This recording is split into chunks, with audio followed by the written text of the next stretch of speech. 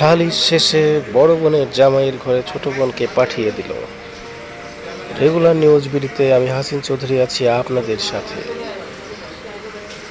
সালিশ শেষে কেন বড় বোনের স্বামীর ঘরে পাঠানো হলো ছোট বোনকে জানা গেল পারিবারিক সম্মতিতে প্রায় 4 মাস আগে ধুমধাম করে বিয়ে হয়েছিল। হঠাৎ করেই পরি ছদ্মনাম স্বামীর ঘরে যেতে বেঁকে বসেন। এ নিয়ে সালিশ বৈঠক শুরু হয়। সেই বৈঠকে ছেলের পক্ষে বিয়ের ক্ষতিপূরণ দাবি করা হয়। মেয়ের পরিবার বিয়ের আয়োজনে ছেলেপক্ষের যে খরচ হয়েছে তা ফেরত দিতে না পারায় বড় বোনের স্বামীর ঘরে ছোট বোনকে পাঠিয়ে দিয়েছে সালিশদাররা। বরিশালের উজিরপুর উপজেলার হারতা ইউনিয়নের লাথারকান্দি গ্রামের ঘটনাটি ঘটেছে।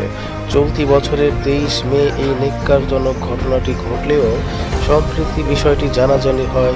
জানাজানির পর এ নিয়ে হারতা ইউনিয়নের লাথারকান্দি গ্রামে এবং সড়ককাঠি উপজেলার বলদদিয়া ইউপির টুবি গ্রামে শোরগোল পড়ে গেছে।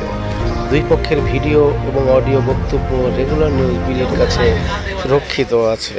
এদিকে তথ্য নিতে ছেলের বাড়িতে হাজির হওয়ার পরপরই তার পরিবার বর্তমান স্ত্রী সপ্তম শ্রেণী পড়ুয়া শিক্ষার্থী নাজিরপুর উপজেলার কলারদনিয়া মাধ্যমিক বিদ্যালয়ের MMSS মোজাম্মেলের বাসায় দ্রুত পাঠিয়ে দেওয়া হয়।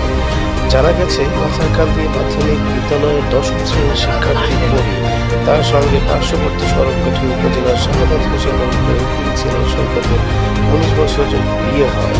কিছুদিন আগে সৈকতের স্ত্রী পরি তার বাবার বাড়িতে চলে যান। এভাবে প্রায় 4 মাস আগে তার বাবার বাড়িতে অবস্থান করে আসছিলেন।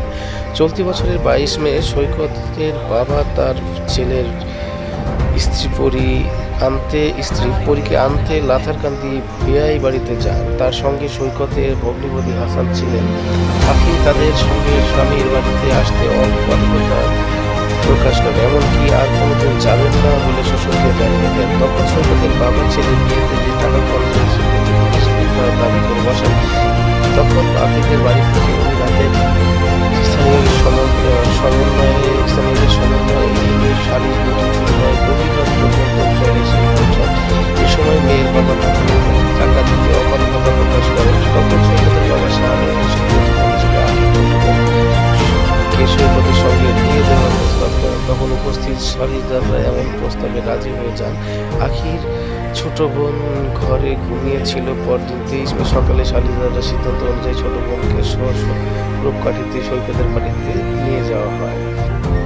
পরবর্তীতে এই ধরনের আপডেট নিউজ পেতে রেগুলার নিউজ বিডির সাথেই থাকুন। ধন্যবাদ।